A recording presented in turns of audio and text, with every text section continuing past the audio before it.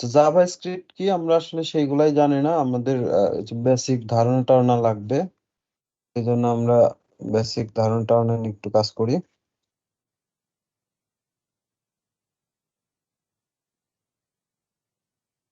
Yes.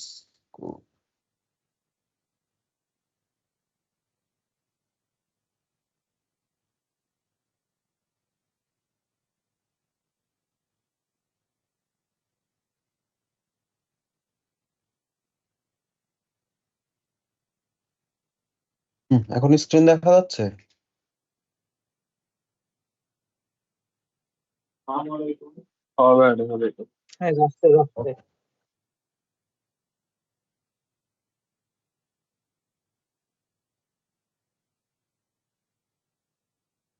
দারুণ সমস্যা। ও life.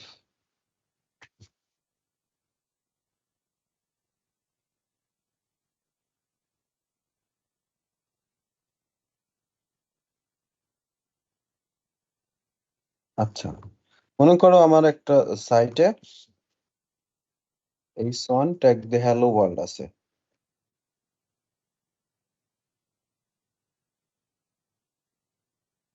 Hello world, আমি হচ্ছে এই একটা বাটন থাকবে, সেই বাটনে ক্লিক করলে আমার এই টেক্সটটা চেঞ্জ করা লাগবে। কথার কথা মানে জাভা স্ক্রিপ্টের কাজটা কি সেটা আমার আগে বোঝা লাগবে, তারপরে হচ্ছে জাভা স্ক্রিপ্ট কিভাবে কাজ করে সেটা নিয়ে কথা। মনে করো যে এখানে একটা বাটন আছে,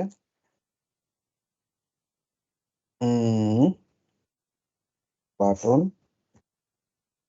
আমরা তো এতদিন এইচটিএমএল শিখছি বাটন, তো এই কাজগুলো তো আর জানি না।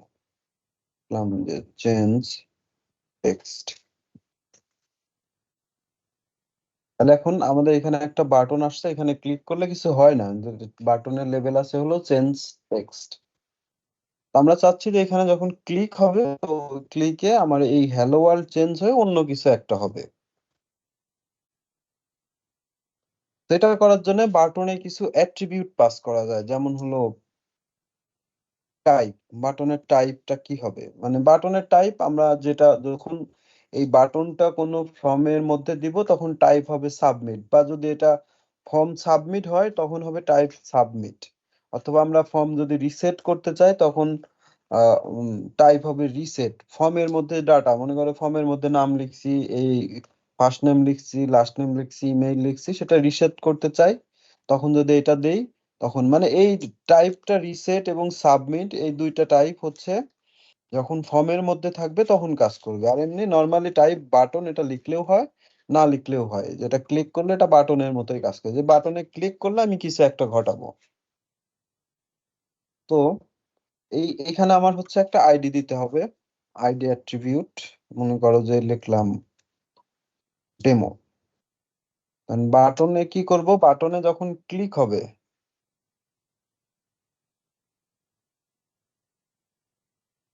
বাটনে যখন ক্লিক হবে তখন হচ্ছে এই হ্যালো ওয়ার্ল্ড টা চেঞ্জ হবে। তো সেই জন্য আমার কি হবে, অন ক্লিক মানে কখন চেঞ্জ হবে। অন ক্লিকে আমি কি করব সেটা বলে দিতে হবে, যেমন হলো এখন না বুঝলেও সমস্যা নাই, জাস্ট আইডিয়া দিচ্ছি যে জাভাস্ক্রিপ্ট দিয়ে এই টাইপের কাজগুলো করা যায়। আমরা হচ্ছে অ্যালার্টটা সরাই দিই, কমেন্ট করে দিই, মানে ডাবল স্ল্যাশ দিলেই এটা কমেন্ট হয়ে যায়। যে অন ক্লিক এই আইডিটা ধরার জন্য document dot get element by ID. ID কি, demo. Document dot get element dot ID. মনে করো এক্সটেন্স করতে হবে, সেই জন্য হলো ডট দিয়ে ইনার এইচটিএমএল অথবা ইনার টেক্সট ইকুয়াল টু, আমরা এখন যা লিখতে চাই, মনে করো যে টেক্সট ইজ চেঞ্জ। এখন সব ঠিক থাকলে আমার অ্যালার্ট তো বন্ধ করে দিলাম, সেভ হয় নাই নাকি? অ্যালার্ট এখানেও আছে। আচ্ছা,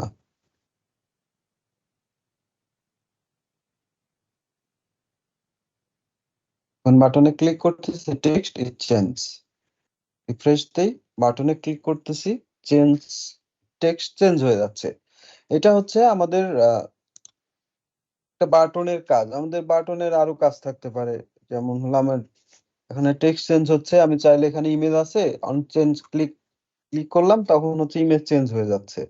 সেগুলা হচ্ছে পরের হিসাব। আমরা হলো জাস্ট আইডিয়া নিলাম যে জাভাস্ক্রিপ্ট আসলে কি কাজ করে। আমরা যদি চাই যে এই H1 এর হচ্ছে ফর্ম মানে চেঞ্জ হয়ে যাবে, ফন্ট সাইজ আমার লাগবে, সে কালার লাগবে, তো সেক্ষেত্রে হলো demo dot style dot colour. এইভাবে কি কাজ করে? রেড, যখন বাটনে ক্লিক করবো এটা টেক্সট কালার হয়ে যাবে রেড। এই যে আমার মনে করো যে ফন্ট সাইজ চেঞ্জ করা লাগবে, তো হচ্ছে স্টাইল ডট ফন্ট সাইজ লাগবে হচ্ছে 50 পিক্সেল। যখন এই বাটনে ক্লিক করব তখন এটা চেঞ্জ হয়ে 50 পিক্সেল, ফন্ট সাইজ এখন 50 পিক্সেল। এই যে কাজগুলা ইন্টারঅ্যাক্টিভিটি ওয়েবসাইটের, সো এখানে আর একটা বাটন হতে পারে হয়তো next, previous button, next,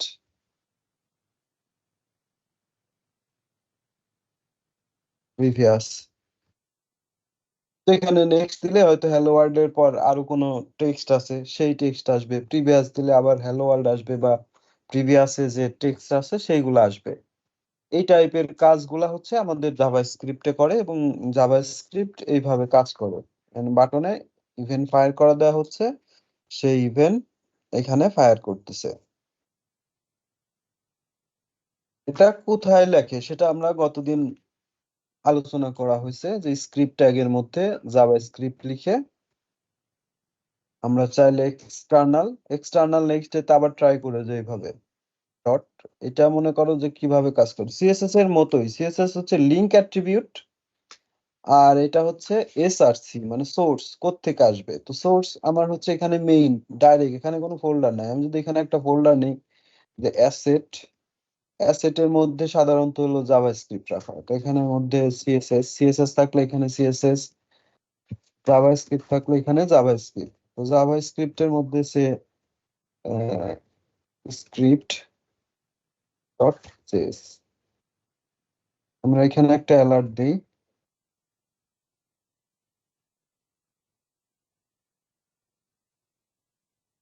hello form script JS text alert. আমরা সেটের মধ্যে জেএস, জেএস এর মধ্যে স্ক্রিপ্ট, আর একটা আছে মেইন। আমরা সবগুলাই অ্যালার্টই অন করে দিই, তাহলে হচ্ছে আমরা বুঝতে পারবো। তো এটা লিঙ্ক করার জন্য সোর্সের মধ্যে আমরা প্রথমে মেইন ডট স্ল্যাশ, এই যে মেইন, তারপরে মনে করো যে আমার ওই যে স্ক্রিপ্ট ডট জেএস সেটা সেটা কোথায় আছে, অ্যাসেটের মধ্যে, যে asset slash JS slash script. এবার দেখো তো, এই যে এটা লোড হয়েছে ফ্রম মেইন জেএস, এটা লোড হয়েছে টেস্ট অ্যালার্ট জেএস। তাহলে কেন কাজ করবে না? এটা কেমন মহরতের কাজ ছিল, মানে সিএসএস এর মতোই তো। সিএসএস কেমন করে করে? লিঙ্ক, এইভাবে হচ্ছে সিএসএস লিঙ্ক করে। আর হচ্ছে জাভাস্ক্রিপ্টের জন্য স্ক্রিপ্ট সোর্স, লিঙ্ক হলো এসরেফ, জাভাস্ক্রিপ্ট সোর্স। জাভাস্ক্রিপ্ট আমরা এখানে না করে বিফোর বডি ক্লোজ এখানেও অ্যাড করতে পারি। এখানে মূলত অ্যাড করে তাই না? যেটা যখন যেটা যেভাবে সুবিধা, যখন যেটা যেখানে লাগে তখন সেটা করে। এটা হচ্ছে কাজ করতে করতে আমরা নিজেরাই বুঝবো যে কোনটা আমার হেডের মধ্যে যাবে, কোনটা আমাদের বডিটা ক্লোজের আগে যাবে। সাধারণত বডিটা ক্লোজের আগেই করে, তবে ডিপেন্ড করে, মানে সিচুয়েশন না আসলে আসলে বোঝানো যায় না। তো কাজ করতে করতে যখনও যদি সিচুয়েশন আসে যে এটা আমার হেডে কল করতে হবে, তো আমরা তখন এটা বুঝাই দিব। তো আমরা এইভাবে এক্সটার্নাল সিএসএস এখানেই থাক, আমার একটা লাগবে, একটা অফ রাখি।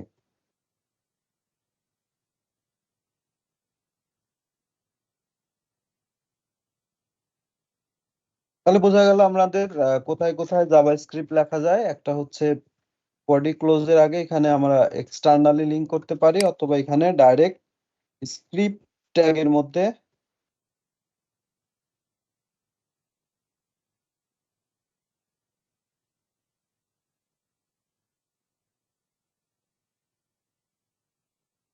এই ট্যাগের মধ্যে আমরা ডাইরেক্ট লিখতে পারি, মানে গতদিন আবার অনেকেই ছিল না সেই জন্য। এই যে এটা বডি থেকে আসছে, একটা টপ করে দেওয়া হয়েছে স্ক্রিপ্ট, মেইন থেকে যাচ্ছে, আর একটা অ্যালার্ট এখান থেকে হ্যালো ওয়ার্ল্ড। আমরা আবার রিফ্রেশ যদি দিই, যে হ্যালো ওয়ার্ল্ড এটা বডি থেকে পাচ্ছে, তার নিচে হচ্ছে এইটা এই মেইন জেএস। তো এখান থেকে আর একটা বিষয় যেটা হচ্ছে জাভাস্ক্রিপ্ট ব্রাউজার কি করে, উপর থেকে পড়তে পড়তে আসে, লাস্টেরটা লাস্টে এক্সিকিউট করে, প্রথমে ফার্স্টেরটা তারপরে হচ্ছে লাস্টেরটা। তো জাভাস্ক্রিপ্ট আউটপুট নেওয়ার জন্য আমাদের কিছু মেথড আছে, আর এর মধ্যে একটা হচ্ছে আমরা অ্যালার্ট অলরেডি দেখলাম, আবার রয়েছে হচ্ছে কি কনসোল। আমরা এখানে লিখি, এটা ক্লোজ করি বা এটা থাক এক্সাম্পল হিসেবে। দের হচ্ছে কি কনসোল। কনসোলের কাজ কি, তেমন কোনো কাজ নাই, এগুলো হচ্ছে ডেভেলপারদের হেল্প করে আর কিছুই না। জাস্ট আমাদের বিভিন্ন ভেরিয়েবল ডেটা টাইপ কি কি আসতেছে ডিবাগিং। আমরা এই যে স্টাইল ডট মানে স্টাইলে সিএসএস এর বিভিন্ন ডিবাগ করছি, যে কিভাবে কোন সিএসএস লোড হচ্ছে, কোন থেকে কোনটা ওভাররাইট হচ্ছে, এদের যে স্টাইল কন্ট্রোল থেকে যা যা আসছে আমাদের এখন কি এই কনসোলের মধ্যে সব আসবে। কি ব্যাপার, এই যে আমরা কনসোলে দেয়া আছে এত কি আসছে রে,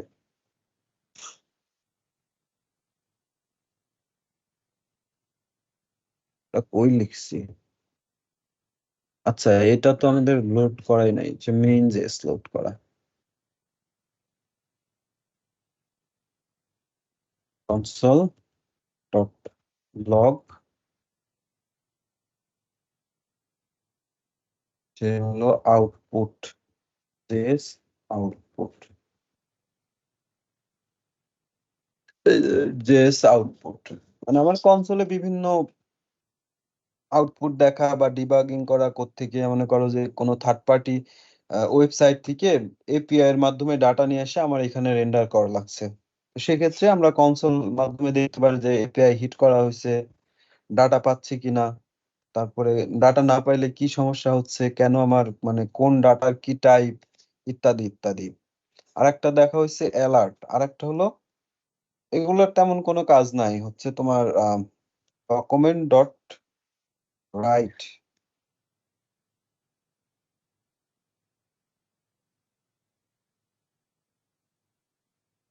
তাও ডিপ্লিকেটেড হয়ে গেছে দেখতেছি, এই যে এখানে টান দেওয়া মানে হলো ডিপ্লিকেটেড।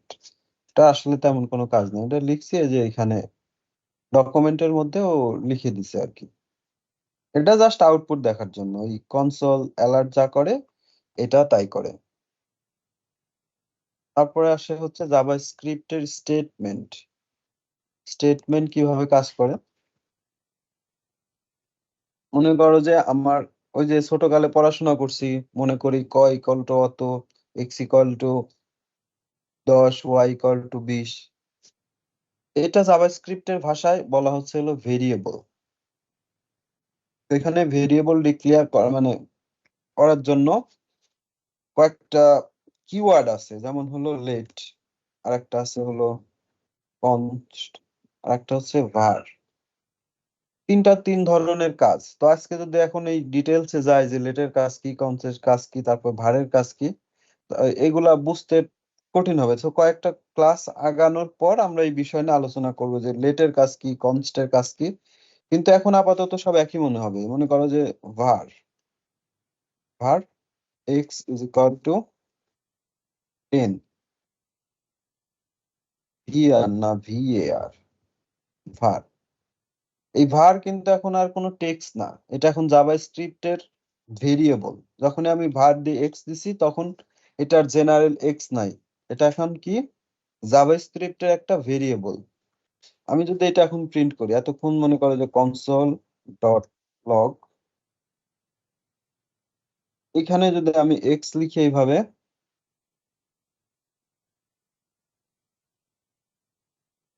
তাহলে কি আসে কনসোলে, এক্স আসে।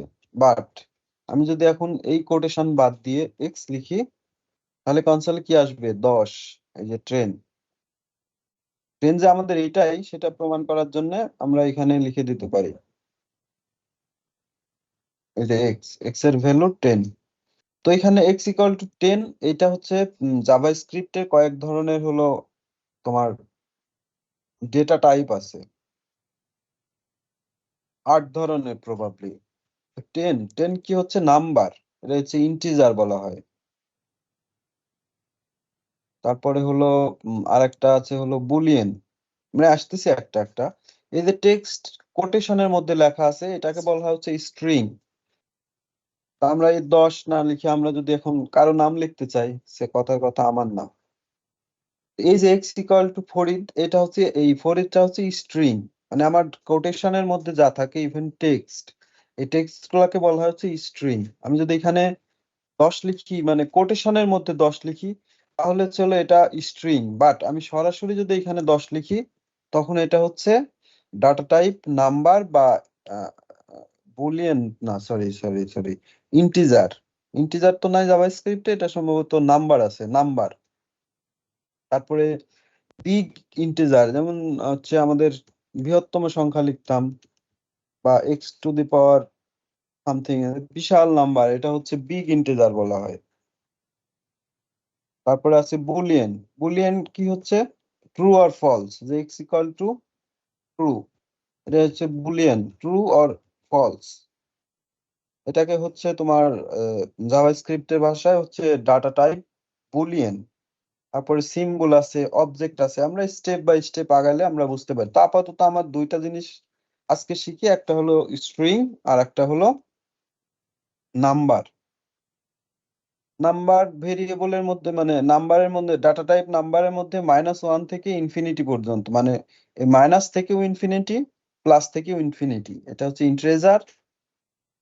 সব নাম্বারই হচ্ছে নাম্বার ডেটা টাইপের মধ্যে পড়ে। আর এটা হচ্ছে যখন এটা চাই লিখি, এর মধ্যে যা কিছু লিখি সব হচ্ছে স্ট্রিং। এটা অবশ্যই মাথায় রাখতে হবে, ডাটা টাইপ মাথায় রাখতে হবে, কাজ করতে করতে মনে থাকবে, বাট মনে রাখার চেষ্টাও করা লাগবে। মনে করো যে এক্স ইকুয়াল টু 10, আমরা চাইলে এখানে যোগ বিয়োগ গুণ ভাগ ছোটখাটো একটা ক্যালকুলেটর তৈরি করে ফেলতে পারি, যে var y equal to 20, z equal to 30। তো একটার পর একটা লিখতেই থাকে। আচ্ছা, আমাদের এত দরকার নাই। মনে করো যে এখন আমার var সাম, মানে সামেশন কত যাচ্ছে, X plus Y, X plus Y 10 যোগ 20 ইকুয়াল টু হবে হচ্ছে 30। তো এখন আমরা যদি এই সামটাকে কনসোল করি, তাহলে কি হবে যে 30। অথবা আমরা যদি এখানে লিখি যে ডকুমেন্ট ডট রাইট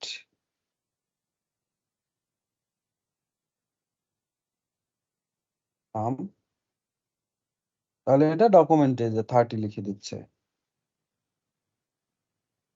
সেম কাজটা আমার এই যে ভেরিয়েবল লিখছি তো লেট দিয়েও হবে। তো আমরা এর পার্থক্য আজকে আমরা আলোচনা করব না, ইভেন আগামী নেক্সট 2-3টা ক্লাসেও করব না। আমরা বেসিক ধারণাগুলো নিয়ে তারপর হচ্ছে এর পার্থক্যগুলো আমরা আলোচনা করতে চাই। একই আউটপুট থাকবে 30। কিন্তু যদি এটা আমরা প্লাস মাইনাস করি ডাটা টাইপ, মানে যদি স্ট্রিং করি, এখন কি যোগ করবে? করার কথা না, অনেক সময় ব্রাউজার করে না, দেখো এখন কিন্তু যোগ করতেছে না 10 আর 20। কারণ হচ্ছে আমার এই যে প্লাস হলো কনক্যাটানেট করে, দুইটা জুড়ে দেয় যদি স্ট্রিং হয়, আর যদি নাম্বার হয় তাহলে হচ্ছে যোগ করে। এই প্লাস এর কিন্তু এখানে স্পেশাল মিনিং আছে জাভাস্ক্রিপ্টে। আমরা যদি এটা কোটেশনের মধ্যে দেই তখন এটা স্ট্রিং হয়ে যায়, বাট আমরা যদি এখানে প্লাস রাখি তখন এটা হচ্ছে কি অপারেটর বলে, প্লাস অপারেটর। যাই হোক, এটা একটা অপারেটর যার কাজ হচ্ছে প্লাস করা।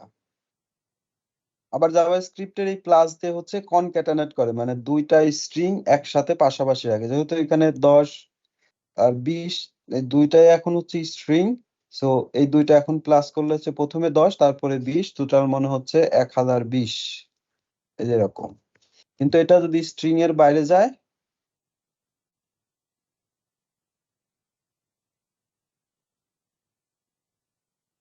তখন এটা যোগ হবে 30। আমরা চাইলে এটা মাইনাস করতে পারি,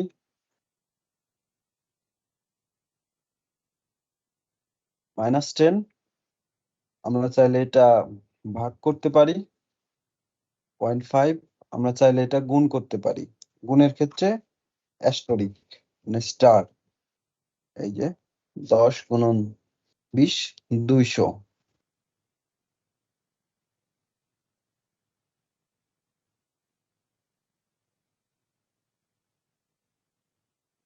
তাহলে ভেরিয়েবলটা হচ্ছে আমার অনেকটা কিসের সাথে তুলনা করা যায়, একটা কন্টেইনারের মতো। এর মধ্যে আমার যা ইচ্ছা আমি তাই রাখতে পারি। আমি চাইলে নাম্বার রাখতে পারি, চাইলে স্ট্রিং রাখতে পারি, চাইলে বুলিয়ান রাখতে পারি, ইত্যাদি ইত্যাদি। আমার যা ইচ্ছা তাই, মানে ভেরিয়েবলের কনসেপ্টটা হচ্ছে আমি ভেরিয়েবলে কিছু ডাটা, মানে আমার একটা হয় বালতি আছে বা এই টাইপের কি বয়ম আছে বা ওই মগ আছে, ওর মধ্যে আমি কিছু রাখি। ভেরিয়েবলটাও তাই, আমি চাইলে ওকে অ্যাসাইন করতে পারি, মানে প্রোগ্রামিং এর ভাষায় যেটা বলে যে এক্স এর ভ্যালু চেঞ্জ করতে চাই, এক্স এর স্ট্রিং রাখতে পারি, আমরা ইন্টিজার রাখতে পারি, ইত্যাদি ইত্যাদি। তো এখন আজকে এতটুকুই রাখতে যাচ্ছি, কারণ আমাদের আবার HTML কনভারসেশন আছে। এখন স্যার এইটুকুর এটা মধ্যে ফর কার কি লুপের মতো কোশ্চেন মনে আছে? হচ্ছে অনেকটা। আর লুপ টুপ পরে, আগে এটা বুঝে নাও। তো যদি তোমরা পারো তাহলে বলো, আমি মাঝখানে তো শুরু করি। স্যার বলছি যে ফর লুপ যেমন ইয়া করে ওইটার মতো লাগতেছে আর কি, মানে অনেকটা ওইরকম। লুপ কই পেলে তুমি? লুপ কোনে পেলাম আমি? লুপ লাগবে আমার, অ্যারে লাগবে না আমার। আপাতত তো এগুলাই যোগ বিয়োগ গুণ ভাগ গুলো করে আসো, তারপরে লুপ টুপ যেই কত পারো দেখবো না। অ্যারে সি, অবজেক্ট সি, তারপরে ডাটাবেস থেকে ডাটা নিয়ে আসি, তখন অবজেক্ট অবজেক্ট দেখবো না। এখন যতটুকু শেখানোর চেষ্টা করলাম, নেক্সট ক্লাসে যেমন হলো আমি রেকর্ড অফ করে দেই।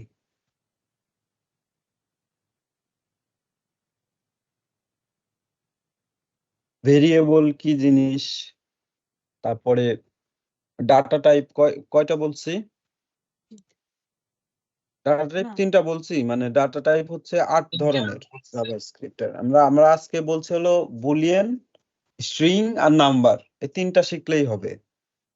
নোট করো যে বুলিয়ান, নাম্বার, মানে আইডিয়া নিতে হবে, মানে প্রশ্ন করলে যাতে উত্তর। বুলিয়ান কি? বুলিয়ান হচ্ছে ট্রু আর ফলস, সত্য নাকি মিথ্যা, এর বেশি কিছু এই ডাটা টাইপে জানে না। যে 1 2 এর থেকে বড়, ট্রু আর ফলস। ফলস, কারণ 1 কিভাবে 2 এর থেকে বড় হয়? 2 বড়।